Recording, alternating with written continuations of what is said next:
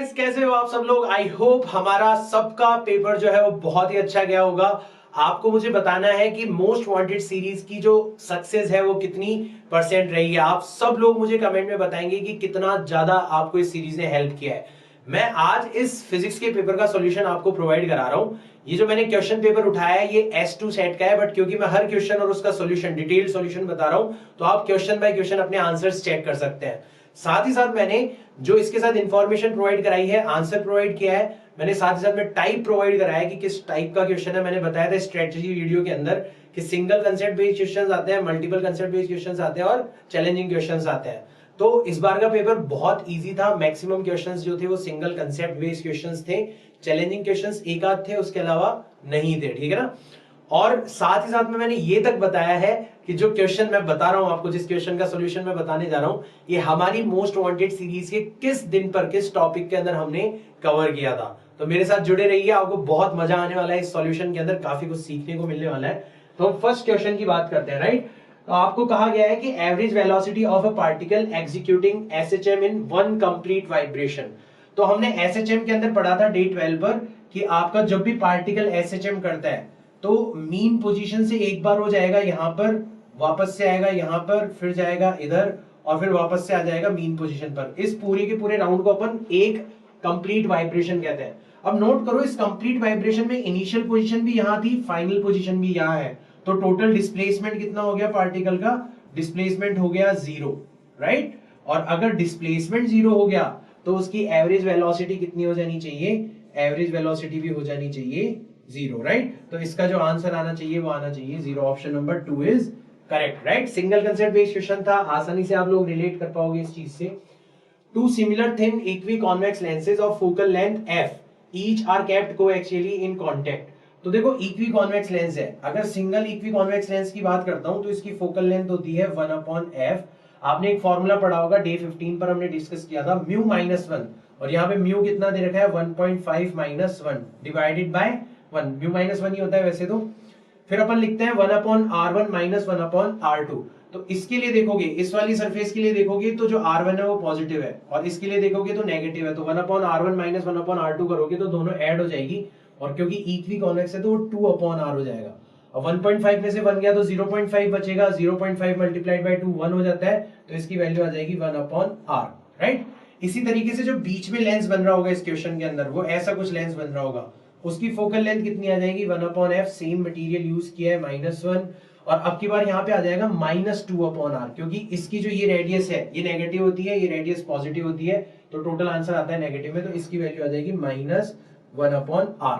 अब final condition में आपको ये कहा गया है कि दोनों लेंसेस, तीनों लेंसेस को, मतलब इस तरीके की सिचुएशन बना दी गई है, ये दो लेंसेस थे और इसके बीच में ये वाला लेंस और कनेक्ट कर दिया है। तो इन तीनों लेंसेस को, तो 1/f2 की जो वैल्यू होगी वो किसके इक्वल हो जाएगी? 1/f plus 1/f। हमने डिस्कस किया था कैसे लेंसेस को कंबाइन किया जाता है, एंड -1/f। अगर आप देखोगे तो इसकी वैल्यू जस्ट माइनस है, तो 1/f से 1/f कैंसिल हो जाएगा, तो f2 की वैल्यू आ जाएगी सिंपली f। और अगर तुम केवल और केवल इन दोनों लेंसेस को कंसीडर करते हो तो 1/f1 की वैल्यू आ जाएगी सिंपली 1/f प्लस 1/f, यानी कि f1 की वैल्यू आ जाएगी 2 टाइम्स, तो f डिवाइडेड बाय 2 आ जाएगी। और आपसे पूछा गया है कि f1 डिवाइडेड बाय f2 क्या हो जाना चाहिए, तो आपका आंसर आ जाना चाहिए 1 डिवाइडेड बाय 2। तो इसका जो आंसर है वो ऑप्शन नंबर 4 होगा। काफी आसान क्वेश्चन था, बट फिर भी इस क्वेश्चन ने कई बच्चों को अटकाया होगा क्योंकि इसके अंदर 3 बार कैलकुलेशन करनी थी सेम टाइप की। A particle moving with velocity v is acted by 3 forces shown by the vector triangle. तो इसमें पहला तो वेक्टर का कांसेप्ट लगा है। हमने वेक्टर में पढ़ा था पॉलीगन लॉ। पॉलीगन लॉ के अकॉर्डिंग जितने भी वेक्टर्स हैं उनको कॉन्जिक्यूटिव साइड से रिप्रेजेंट करते हो, ठीक है।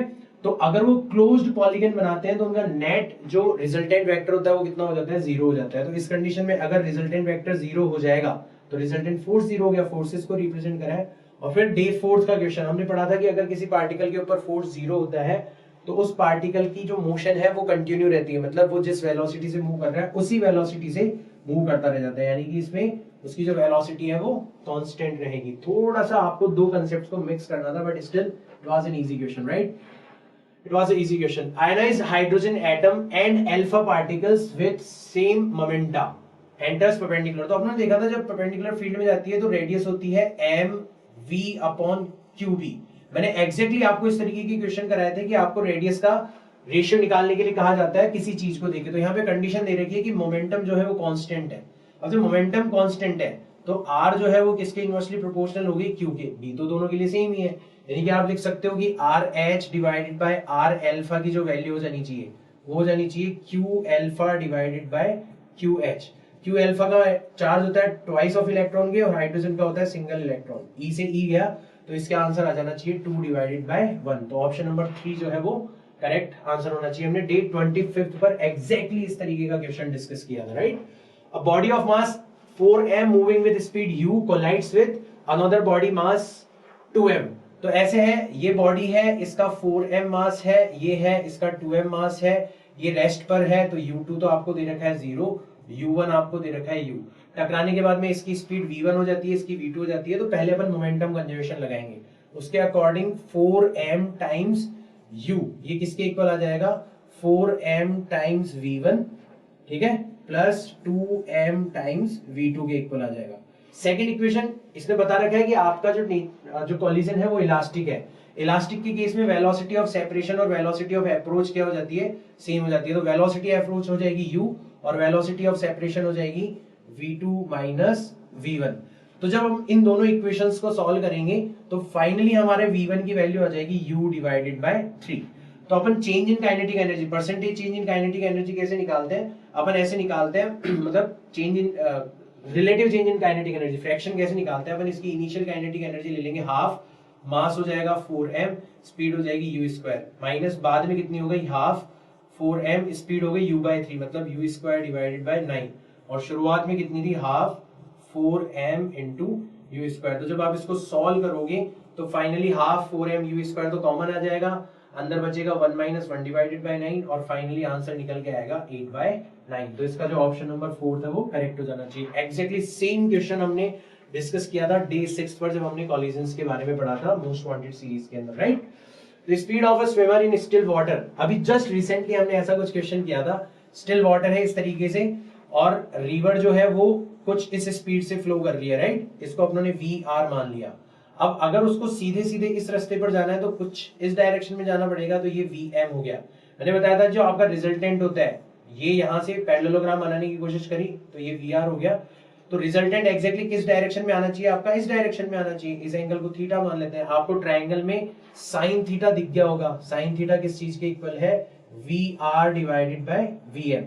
VR आपको दे रखा है कितना, रिवर, ठीक है, रिवर की स्पीड दे रखी है आपको 10 और VM दे रखा है 20, 1/2, राइट। और साइन थीटा कब 1/2 होता है, जब थीटा की वैल्यू हो जाए 30 डिग्री। तो इसके अंदर 30 डिग्री वेस्ट जो है डायरेक्ट क्वेश्चन आया है। कुछ इसी तरीके के 2-3 क्वेश्चन हमने करने की कोशिश करी थी। In the circuit shown below the readings of the voltmeter and the ammeter will be. अब देखो इसमें बहुत अच्छा क्वेश्चन था वैसे देखा जाए तो, कि आपको कहीं भी ये नहीं कहा गया कि वोल्टमीटर और एमीटर कैसे हैं। तो अगर हम इनको आइडियल वोल्टमीटर और एमीटर मानेंगे तो आइडियल वोल्टमीटर का जो रेजिस्टेंस होता है वो तो कितना होता है, इन्फिनिटी, मतलब वो जीरो करंट ड्रॉ करता है, और आइडियल एमीटर का जो रेजिस्टेंस होता है वो होता है 0।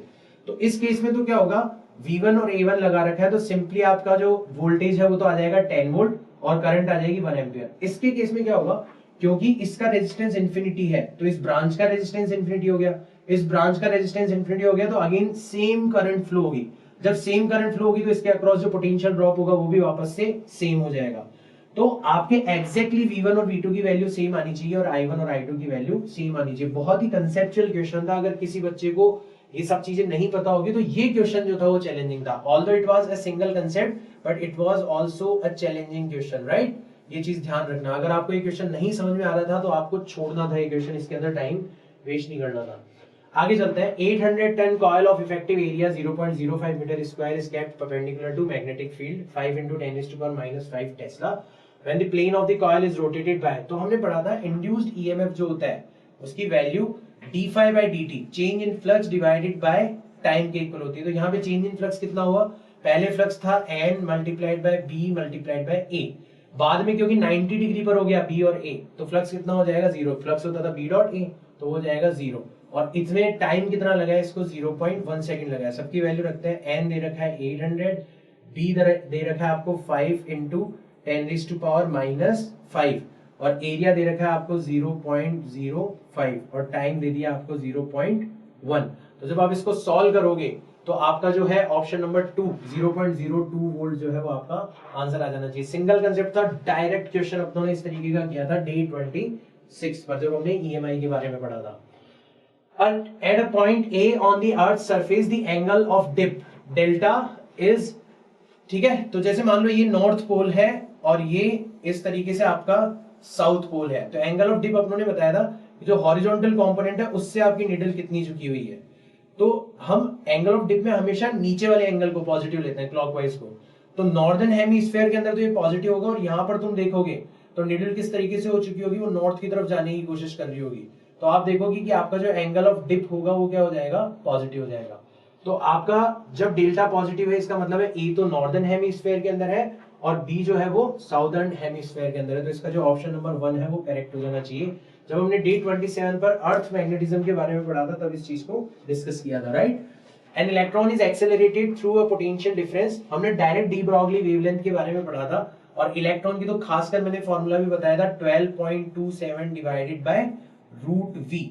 अगर आपको ये नहीं पता तो भी आप कर सकते हो। अपनों ने h अपॉन p देखा था, किसी की भी h अपॉन p होता है, p मोमेंटम होता है, तो उसको अपनों ने किससे रिप्लेस कर दिया, √2me, और एनर्जी को किससे रिप्लेस कर दिया, q इंटू वी। तो आपको थोड़ी कैलकुलेशन लंबी पड़ जाती, बट आप इससे भी कर सकते थे। अब डायरेक्ट इससे करते हैं तो हो जाएगा 12.27। अच्छा, इसमें मैंने बताया था आंसर आता है आपका एंगस्ट्रॉम के अंदर, डिवाइडेड बाय रूट वी, तो √10,000 आपने कर दिया, तो 10,000 करा तो यहाँ पे क्या आ गया आपका 12.27 डिवाइडेड बाय 100 एंगस्ट्रॉम। एंगस्ट्रॉम का मतलब होता है 10⁻⁻12 और ये और दो चली जाएगी तो -12 आ जाएगा। तो फाइनल आंसर आना चाहिए 12.27 इंटू 10⁻12। देखो कौन सा ऑप्शन करेक्ट है, option number 4 is correct. Direct question है, सिंगल कंसेप्ट बेस्ड क्वेश्चन है। डे 17 पर हमने इस चीज के बारे में बहुत अच्छे से डिस्कस किया था। The displacement of a particle executing simple harmonic motion is given by this। अब मैंने याद रखो डे 12 पर आपको बताया था कि आपकी एसएचएम की इक्वेशन इस फॉर्म में भी आ सकती है, a sin omega t plus b cos omega t। और मैंने डायरेक्ट बताया था कि इसके केस में जो इसका एम्पलीट्यूड होगा वो कितना हो जाता है, इसके कोफिशिएंट का स्क्वायर प्लस इसके कोफिशिएंट का स्क्वायर। ठीक है, अब देखो इसमें ट्विस्ट कितना करा कि इसमें प्लस ए नॉट और ऐड कर दिया। अब इससे कोई फर्क नहीं पड़ेगा, ए नॉट ऐड करने का मतलब वो टाइम पे डिपेंड तो कर नहीं रही। तो अगर इक्वेशन इतनी होती तो जो मीन पोजीशन है वो ओरिजिन पर होती। अब इसमें बस ये कहना चाह रहा है कि जो मीन पोजीशन है वो ए नॉट पर है, बाकी सब कुछ सेम है। अगेन आपका जो एम्पलीट्यूड आएगा वो कितना आना चाहिए। बच्चों ने, बहुत सारे बच्चों ने थर्ड ऑप्शन लगाया होगा। क्यों लगाया होगा, क्योंकि उन्होंने ध्यान नहीं दिया कि एम्पलीट्यूड की डेफिनेशन होती है मीन पोजीशन से एक्सट्रीम पोजीशन के बीच का डिस्प्लेसमेंट, उसको अपन एम्पलीट्यूड बोला करते हैं। ठीक है ना, तो बहुत सारे बच्चों का ये क्वेश्चन गलत हुआ होगा। It is also according to me a challenging question, अगर बहुत सारे बच्चों ने ध्यान नहीं दिया होगा तो। Otherwise it is very easy. तो ऑप्शन नंबर 4 जो है, हाँ हमें घबराने की बात नहीं है क्योंकि हमने इस चीज को बहुत अच्छे से डिस्कस किया था। बहुत ही आसान question. Alpha particle consist of, alpha particle होता है 2 हीलियम प्लस, राइट। तो इसका अगर आप देखोगे न्यूक्लियाई के अंदर हमने डिस्कस किया था डे 18 पर, 2 तो इसके अंदर प्रोटॉन होते हैं और 2 ही इसके अंदर न्यूट्रॉन्स होते हैं, कोई इलेक्ट्रॉन नहीं होता क्योंकि ये आयन होता है, राइट। आगे चलते हैं। Hollow metal sphere are uniformly, metal sphere के लिए अपने करा था कि मेटल स्फीयर के अंदर तो इलेक्ट्रिक फील्ड होती है 0 और बाहर इलेक्ट्रिक फील्ड होती है inversely proportional to R square. तो जब r की value 0 as r increases from अंदर होगा तो ऑप्शन नंबर 4 इसका करेक्ट हो जाना चाहिए। ठीक है ना, डिक्रीजेस एज r इंक्रीजेस। ठीक है, एग्जैक्टली डायरेक्ट क्वेश्चन आपसे पूछा गया है। डे फर्स्ट पर उन्होंने ऐसा क्वेश्चन किया था। अगर आपको उस तरीके का रिलेशन दिया जाता है तो आप डायरेक्ट रिलेटिव एरर निकाल सकते हो, परसेंटेज एरर निकाल सकते हो। कैसे, पावर आ जाती है आगे 2 times delta a divided by a, उसकी पावर आ जाएगी 1/2 times delta b upon b, इसकी पावर आ जाएगी, मैंने बताया था सबको प्लस में लेना होता है, 1/3 delta c upon c plus 3 times delta d upon d। सबकी जब वैल्यूज रखेंगे तो अपना आंसर आ जाएगा 16%। बहुत ही आसान क्वेश्चन, जिसने मोस्ट वांटेड सीरीज फॉलो करी है उसको तो मजा ही आ गया होगा इस पेपर को देखिए, क्योंकि जस्ट 35 डेज की मेहनत के ऊपर आपने बहुत बहुत अच्छे नंबर हासिल करे होंगे अगर आपने बाय हार्ट इस सीरीज को फॉलो किया होगा तो, राइट। तो ऑप्शन नंबर 4 जो है वो करेक्ट ऑप्शन हो जाना चाहिए। आगे चलते हैं। A force F देखो फोर्स दे रखा है आपको वेरिएबल, तो वेरिएबल के केस में अपने एग्जैक्टली डे 7 पर डिस्कस किया था कि वर्क जो है वो इंटीग्रेशन से निकाला जाता है एफ ऑफ डी वाई। तो यहाँ पे इंटीग्रेशन करोगे किसका 20 प्लस 10 वाई का, किसके रेस्पेक्ट में, खुद डी वाई के रेस्पेक्ट में। तो ये आंसर आ जाएगा 20 Y plus 10 Y square divided by 2। I guess integration सबको करना आता है। वाई की वैल्यू 0 से 1, 0 से 1, 0 से 1 रखोगे, 0 रखने का तो फायदा है नहीं, 1 रख देते हैं, तो ये आ जाएगा 20 प्लस 10 डिवाइडेड बाय 2 मतलब 25 जूल। तो ऑप्शन नंबर 1 जो है वो करेक्ट हो जाना चाहिए। बिल्कुल आसान क्वेश्चन और एग्जैक्टली अपनों ने किया हुआ है। In which of the following processes heat is neither absorbed nor released by a system. तो हीट जो है एक्सचेंज नहीं होती एडियाबैटिक प्रोसेस के अंदर। डे 31 याद करो, थर्मोडायनेमिक्स हम लोगों ने बहुत प्यार से इस कंसेप्ट को किया था और आप में से बहुत सारे लोगों को मजा आ गया होगा जब इस क्वेश्चन को देखा होगा। In which of the following devices the eddy current effect is not used? देखो इलेक्ट्रोमैग्नेट के अंदर एडी करंट होता है, इंडक्शन फर्नेस के अंदर एडी करंट होता है, मैग्नेटिक ब्रेकिंग इन ट्रेन के अंदर एडी करंट होता है। एक इलेक्ट्रिक हीटर ऐसी डिवाइस है जो हीटिंग इफेक्ट ऑफ करंट के ऊपर काम करती है। हालांकि हमने इसको डिस्कस नहीं किया था but it was still easy question, right? आप स्टिल इसको कर सकते हो। तो ऑप्शन नंबर 2 जो है वो इसका करेक्ट आंसर हो जाना चाहिए। The unit of thermal conductivity just recently day 35 पर हमने इसको डिस्कस किया था।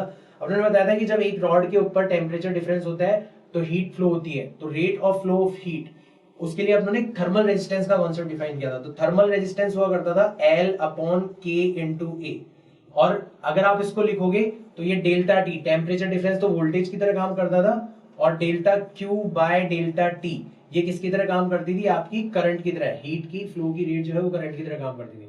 के आपको मैंने बताया था कंडक्टिविटी है, तो के को एक जगह रख लो, बाकी सबको भेज दो। तो के आ जाएगा आपका, आपको के उधर ले जाना है, तो ये आ जाएगा L upon A delta Q divided by delta T, small T time है, और 1 divided by delta T.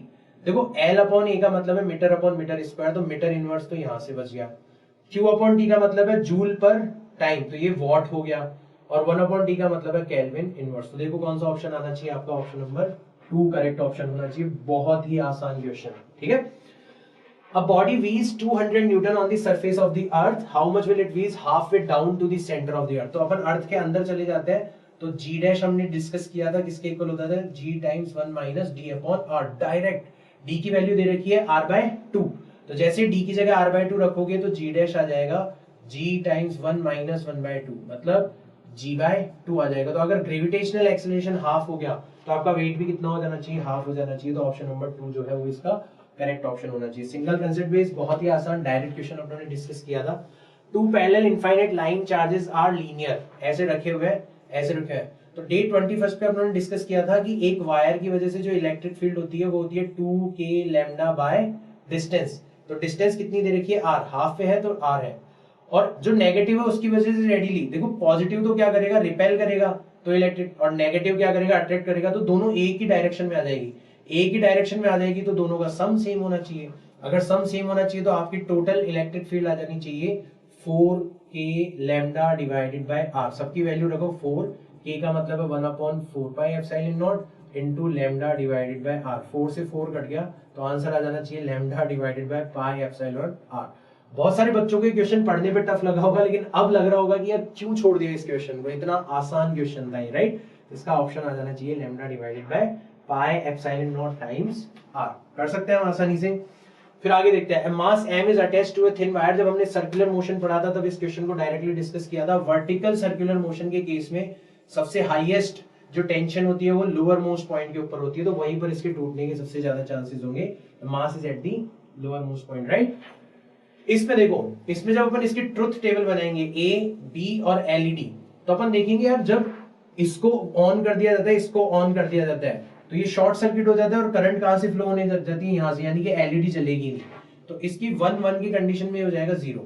Otherwise her condition में आपकी एलईडी चलेगी, 0-1 के केस में भी चलेगी और 1-0 के केस में भी चलेगी। अब हमने जैसे ट्रुथ टेबल बनाई तो हमने देखी यार ये तो किससे मैच करती है, नैंड गेट के ट्रुथ टेबल से मैच करती है। मैंने बताया था कुछ इस तरीके के क्वेश्चंस आ सकते हैं। एग्जैक्टली इसका जो ऑप्शन है वो कितना होगा, 1। अपने डे 20 पर लॉजिक गेट्स के बारे में पढ़ा था, एग्जैक्टली ऐसे कैसे क्वेश्चंस अपने करने की कोशिश करी थी, ठीक है। A block of mass 10 kg is in contact against in a wall. ऐसे आपका सिलेंडर है, ठीक है ना, ये भी थोड़ा चैलेंजिंग क्वेश्चन है, बट अपनों ने एग्जैक्टली ऐसा का ऐसा क्वेश्चन किया था। और यहाँ पर आपका एक ब्लॉक है। अब इसके लिए फ्री बॉडी डायग्राम बनाएंगे तो इसके ऊपर कौन कौन से फोर्सेस लग रहे हैं, देखो ये और ये कांटेक्ट में है, तो इसके ऊपर एक तो लग रहा होगा नॉर्मल फोर्स, ठीक है। प्लस क्योंकि ये सर्कुलर पाथ पे मूव कर रहा है, तो मैंने बताया था सर्कुलर पाथ पे मूव करते हुए बॉडी के ऊपर आप फोर्स लगा दो m ओमेगा स्क्वायर r, क्योंकि ओमेगा की फॉर्म में मांगा है, otherwise mv square upon r भी लगा सकते थे। mg लग रहा होगा डाउनवर्ड डायरेक्शन में, और इसको रोक रहा होगा कौन, फ्रिक्शन। फ्रिक्शन खुद किसके इक्वल होता है, म्यू इंटू एन। एन खुद किससे बैलेंस है, m ओमेगा स्क्वायर, तो mu into m omega square r, ठीक है। तो mu into M omega square R, ये किससे बैलेंस हो जाएगा, एम जी से बैलेंस हो जाएगा।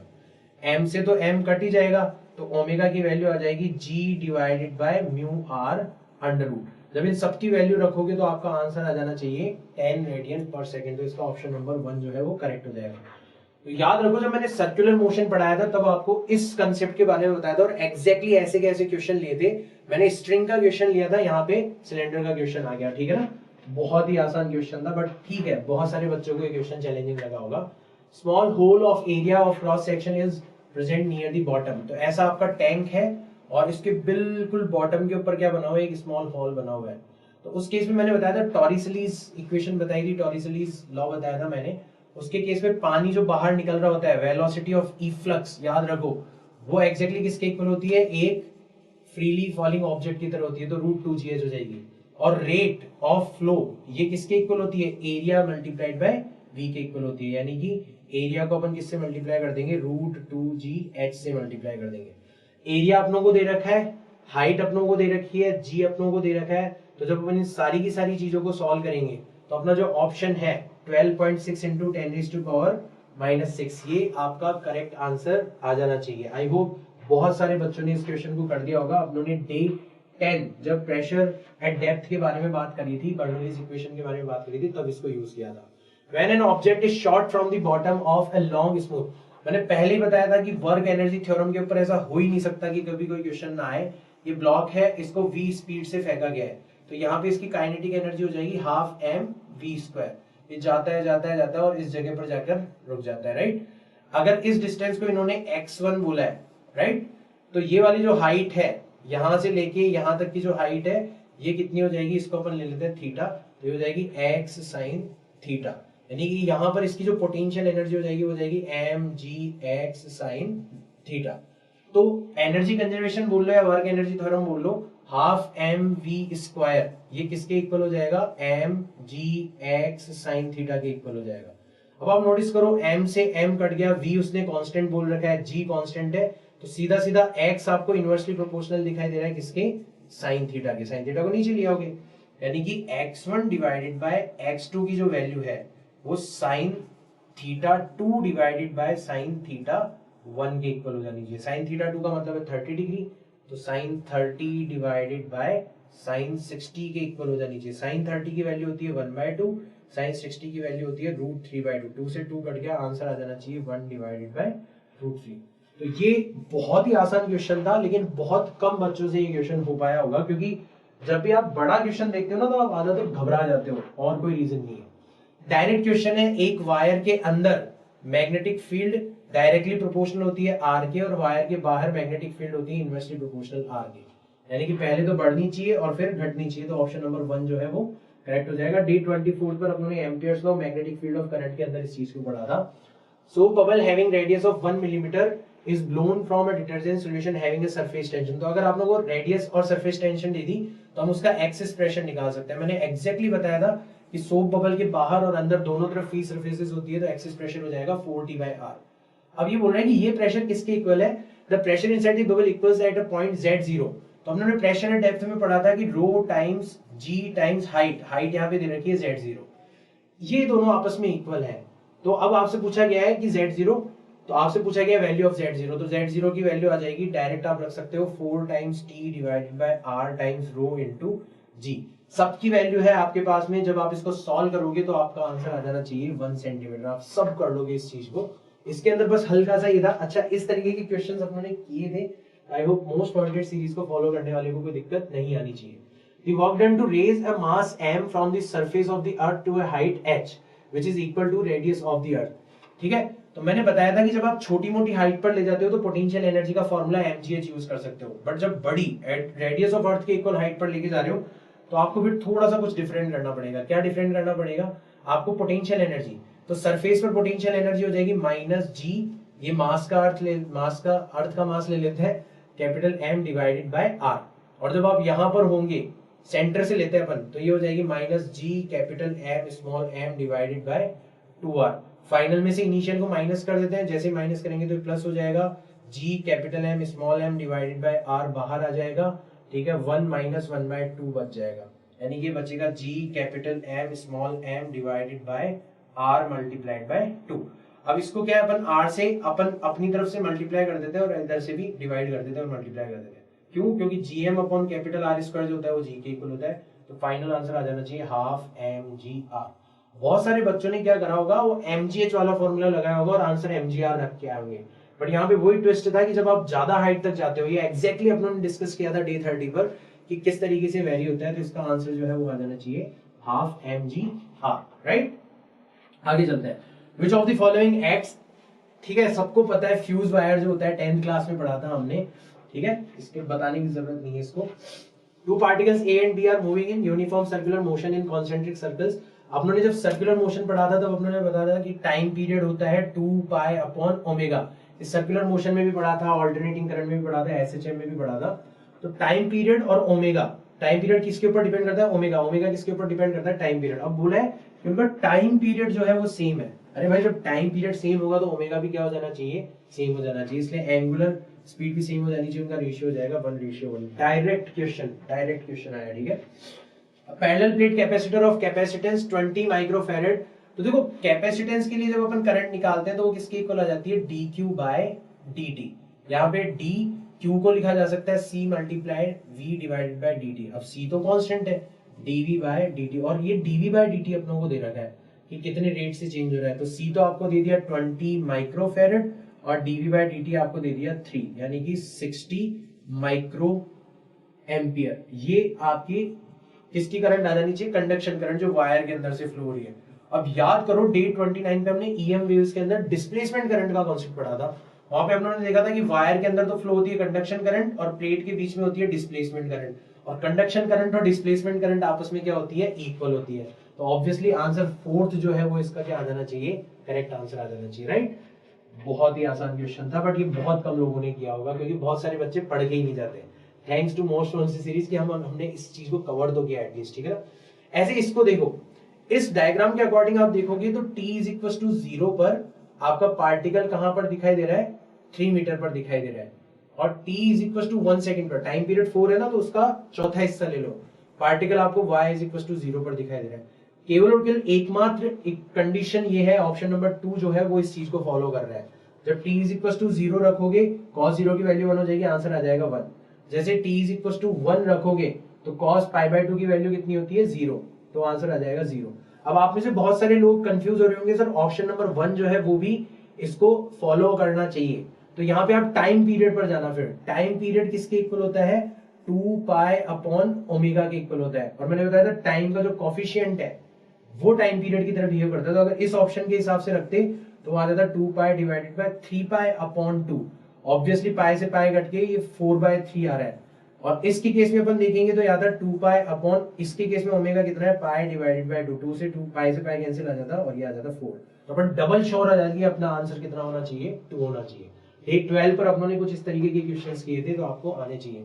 For P type semiconductor direct देखा था, पी टाइप सेमीकंडक्टर के अंदर होल्स जो होते हैं वो मेजॉरिटी में होते हैं, और होल बनते हैं क्योंकि अपन ट्राइवेलेंट इंप्योरिटी डालते हैं, ठीक है ना। तो holes are the majority carriers and trivalent atoms are dopants. इस तरीके से इसका आंसर आ जाना चाहिए। 6 similar bulbs are connected.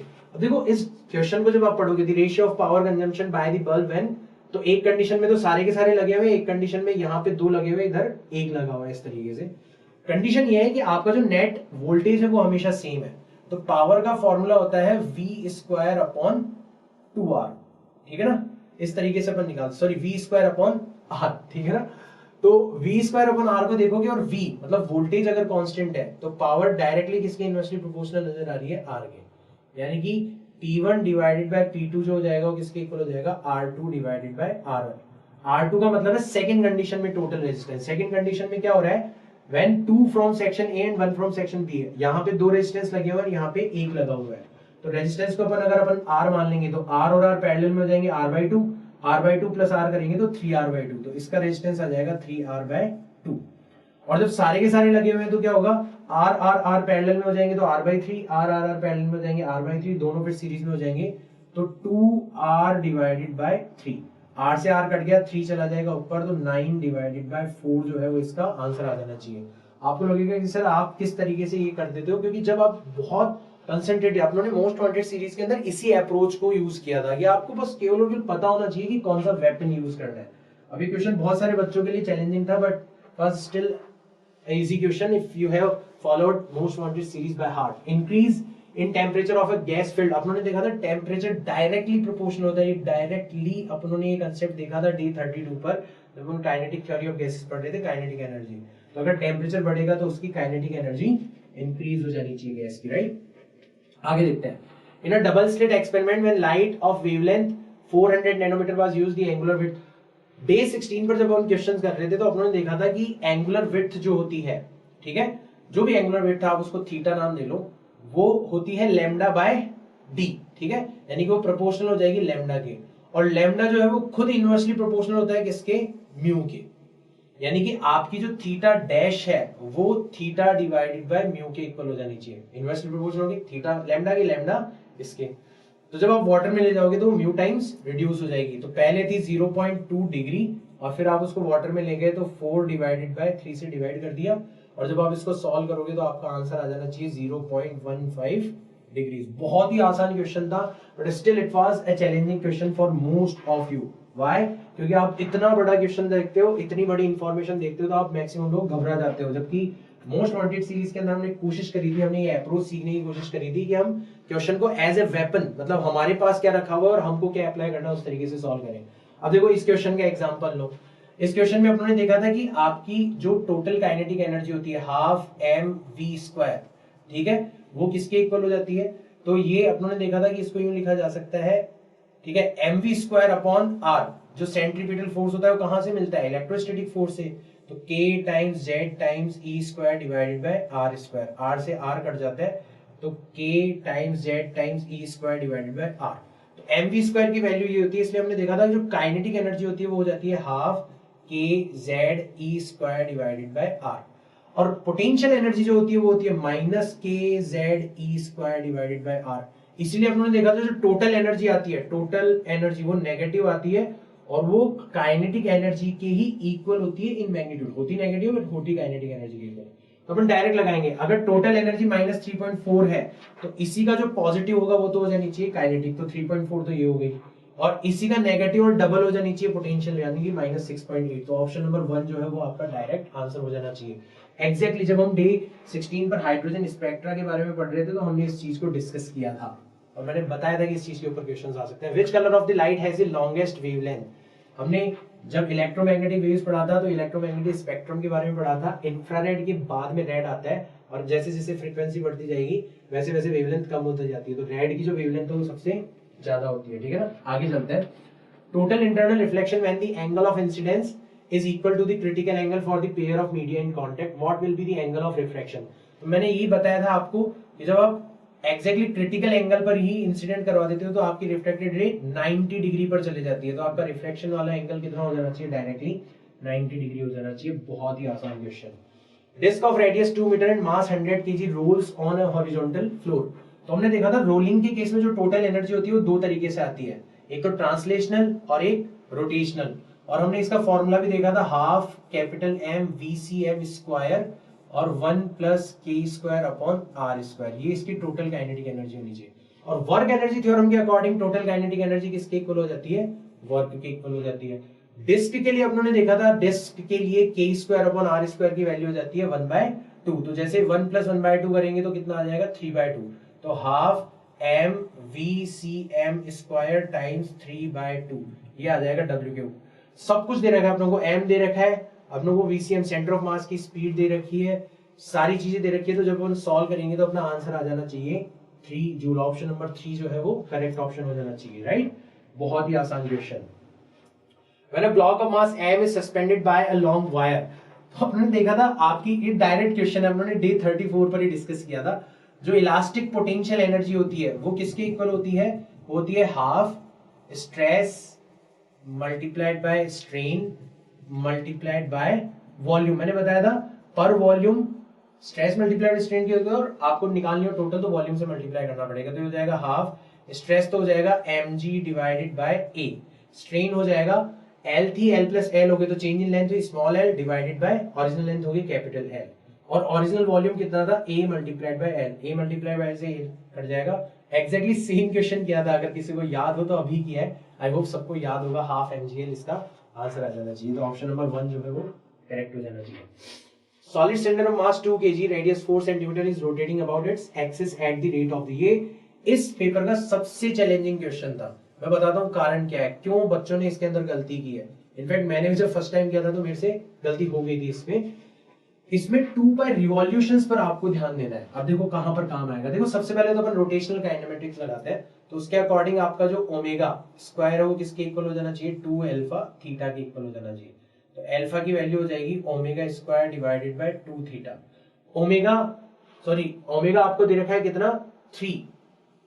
RPM का मतलब होता है, मैंने बताया था रोटेशन पर मिनट को कन्वर्ट करने के लिए अपन पाई बाय 30 से मल्टीप्लाई कर देते हैं। इसका कर दिया उन्होंने square divided by 2 into theta. अब यहाँ पे नोटिस करना मैक्सिमम लोगों ने थीटा रख दिया होगा 2 पाई, जबकि वहां पे दे रखा है 2 पाई रिवॉल्यूशन। कितने रिवॉल्यूशन है? 2 पाई, और हर रिवॉल्यूशन में कितना एंगल चलता है? वो 2 पाई चलता है। तो इस तरीके से आपका कुछ आना चाहिए। यहाँ से 3 से 30 कैंसिल हो जाएगा, पाई बाय 10 का स्क्वायर करेंगे तो पाई स्क्वायर डिवाइडेड बाय 100 आ जाएगा। 2 इंटू 2 इंटू 2 करेंगे तो ये 8 आ जाएगा, और नीचे पाई स्क्वायर से पाई स्क्वायर कट गया तो 1 डिवाइडेड बाय 800 इसके अल्फा की वैल्यू आ जानी चाहिए। और जब अल्फा आ गया तो टॉर्क जो होता है वो होता है I multiplied by alpha. I किस चीज के इक्वल होगा? सॉलिड सिलेंडर और डिस्क सेम ही होते हैं, M R square divided by 2। तो एम मास तो दे रखा है आपको 2, आर स्क्वायर का मतलब है 4 सेंटीमीटर का स्क्वायर, 16 इंटू 10⁻⁻⁴ डिवाइडेड बाय 2, कुछ इस तरीके से होगा। और अल्फा की वैल्यू हो जाएगी 1 डिवाइडेड बाय 800। तो 2 से तो 2 कैंसिल हो गया, और जब आप इसको सॉल्व करोगे 800 का पावर 2 पर चला जाएगा तो 10⁻⁻6 हो जाएगा। तो 2 इंटू 10⁻⁻6 इसका आंसर आना चाहिए। 2 इंटू 10⁻⁻6। अगर आप अदर वे अराउंड करोगे तो फिर आपका आंसर जो है वो कुछ और आ जाएगा। तो ये बहुत अच्छा क्वेश्चन था। इसके अंदर केवल और केवल इस वर्ड की वजह से बहुत सारे बच्चों का क्वेश्चन गलत हो गया होगा। 2 point charges A and B having charges Q and minus Q are placed at certain distance। पहले ये प्लस Q था, ये माइनस Q था, दोनों मान लो R डिस्टेंस पर रखे हुए थे। तो फोर्स था K, पहला चार्ज दूसरा चार्ज मतलब Q square divided by distance square. फिर क्या करा, यहां से उठाया इसका 25%, तो यहाँ पे रह गया 3Q/4, और वो Q/4 इसको दे दिया, तो माइनस Q प्लस Q/4 करोगे तो माइनस 3Q/4 रह जाएगा। अगेन इनको R डिस्टेंस पर रख दिया, तो फोर्स F डैश हो जाना चाहिए कितना? K टाइम्स पहला चार्ज दूसरा चार्ज मतलब Q स्क्वायर इंटू 9/16, ठीक है, डिवाइडेड बाय डिस्टेंस स्क्वायर। ये शक्ल पहचान लो किसके इक्वल है? F के इक्वल। तो F डैश हो जाना चाहिए 9/16 टाइम्स F, ठीक है। डायरेक्ट क्वेश्चन है ये, जो कि आप लोग कर सकते हो, ठीक है ना। हालांकि ऐसा क्वेश्चन अपनों ने डिस्कस नहीं किया था, बट ठीक है आप फिर भी कर सकते थे इस क्वेश्चन को। Pick the wrong answer in the context in rainbow. मैंने बताया था रेनबो आपको तब दिखाई देता है जब रेनबो सामने हो और सन पीछे हो। तो ऑप्शन नंबर 1 जो है वो रॉन्ग स्टेटमेंट हो गया। An observer can see a rainbow when his front is toward the sun, जबकि होना क्या चाहिए था? उसकी बैक सन की तरफ होनी चाहिए, तब जाके होना चाहिए। ये भी हमने क्या डिस्कस नहीं किया था, बट ठीक है आप रेनबो के बारे में मैंने हल्का फुल्का मेंशन जरूर किया था।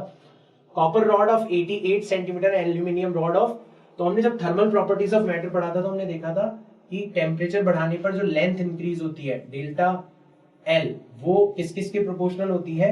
वो प्रोपोर्शनल होती है, या डायरेक्टली लिख सकते हैं अपन, डेल्टा एल जो होता है वो किसके इक्वल होता है? Alpha times original length times delta T, इस चीज के इक्वल होता है। अब यहाँ पे आपको दे रखा है कि डेल्टा एल और डेल्टा टी सेम है, ठीक है। Their increase in length independent of increase in, ये डेल्टा एल डेल्टा टी से इंडिपेंडेंट है, मतलब इनका रेशियो सेम है। तो अल्फा इंटू एल क्या हो जाना चाहिए? कांस्टेंट हो जाना चाहिए।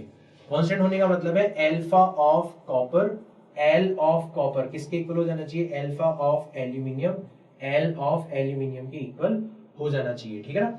तो आपको चाहिए था कि length of the aluminium rod, length of aluminium rod आपको निकालनी थी। तो alpha copper divided by alpha aluminium multiplied by L copper. जब इनकी वैल्यू रखोगे इसकी वैल्यू दे रखी है एल्यूमिनियम की, सॉरी कॉपर की दे रखी है 1.7 इंटू 10⁻⁻⁵, इसकी दे रखी है 2.2 इंटू 10⁻⁻⁵, और ये दे रखी है आपको 88 सेंटीमीटर। -5 से -5 गया, पॉइंट से पॉइंट गया, 28 से ये गया, और 17 टाइम्स 4 करोगे तो 68 सेंटीमीटर इसका आंसर आ जाना चाहिए। तो ऑप्शन नंबर 2 जो है वो करेक्ट ऑप्शन हो जाना चाहिए। तो ये था हमारे नीट का पेपर। मुझे बहुत बहुत बहुत खुशी है, और कल जस्ट पेपर देने के बाद में मैंने देखा था कि बहुत सारे वीडियोस के ऊपर बच्चों के कमेंट आ रखे थे। बच्चों ने तहे दिल से शुक्रिया अदा किया इस सीरीज के लिए, हमारी इस पूरी टीम को। तो यार ये हम सबका कलेक्टिव एफर्ट था। मेरा इस तरीके से आपके सामने आना और आपका मेरे को इतने अच्छे तरीके से रिसीव करना हम सबके काम आया है। तो आई होप हमारा साथ कुछ इसी तरीके से बना रहेगा।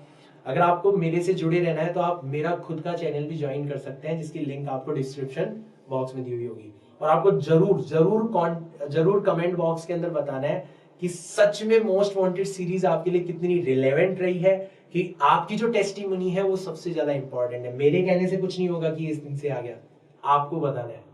तो आपका कमेंट बॉक्स में मैं इंतजार करूंगा आपके आंसर्स का। मैं मिलता हूं आपसे नेक्स्ट वीडियो में। Thank you.